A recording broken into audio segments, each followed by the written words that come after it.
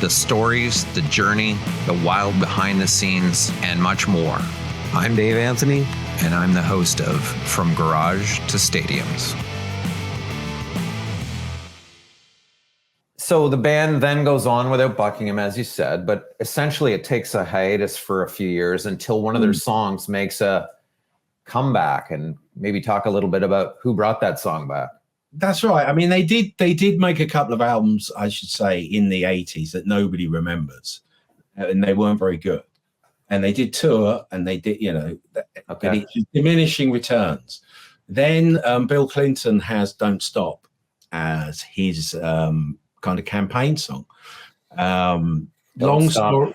Thinking about tomorrow, yeah. Thinking about tomorrow, that's right, which he loved from rumors. I think he was a governor of Arkansas or something when that album came out. He loved that song. Apparently his campaign people said, look, it's the 90s, why have you got a Fleetwood Mac song? They're not cool, but he insists on it. And they, various sleight of hand and conversations, the five of them, the classic lineup, get back together to play his inauguration ball in Maryland in 92. They get up on stage. There's some fabulous footage online of the Clintons joining them on stage. Bill has a tambourine, which he tries to play, but they gaffer tape the bells on it so it doesn't make a noise. He doesn't. They gaffer tape that, and then he quickly gives it to an aide. But yeah, that song had a second win because it was his campaign song, and I think he carried on using it after that. Right. And then I guess what happens in 97? They come back again for, I guess, this. They don't do anything after the inauguration ball, just gets them back together in a room with each other. I see.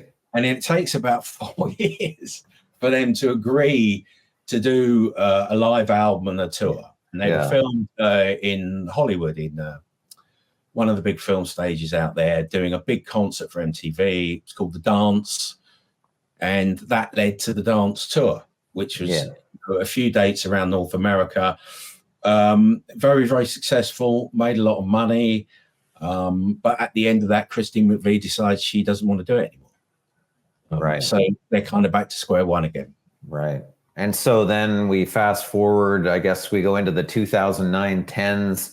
McVie, I guess, doesn't like flying. Is that sort of the reason that she's not touring, or she didn't want to? Yeah, she just left, and she wanted to go back to England, live in England. I think her father was very ill at the time.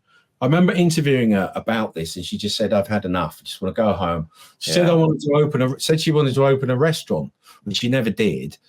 But she went and lived in a big house in the country, and she became a little bit agoraphobic. Right.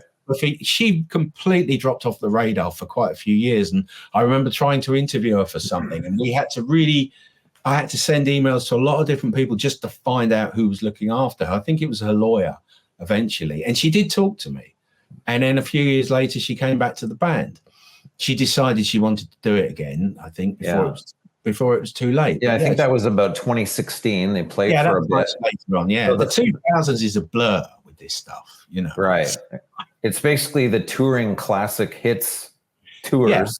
Yeah. And I guess for a couple of years, they're all together, the Fab Five, we'll call them, 2016 to 2018. But then, more drama, Lindsey quits. Now, why does he quit? What's the circumstances there? I mean, he seems like a mercurial fellow at the best of times, but what's... Well, he had to quit because it was either him or Stevie Nicks. And so they chose Stevie Nicks. He'd upset her in some way.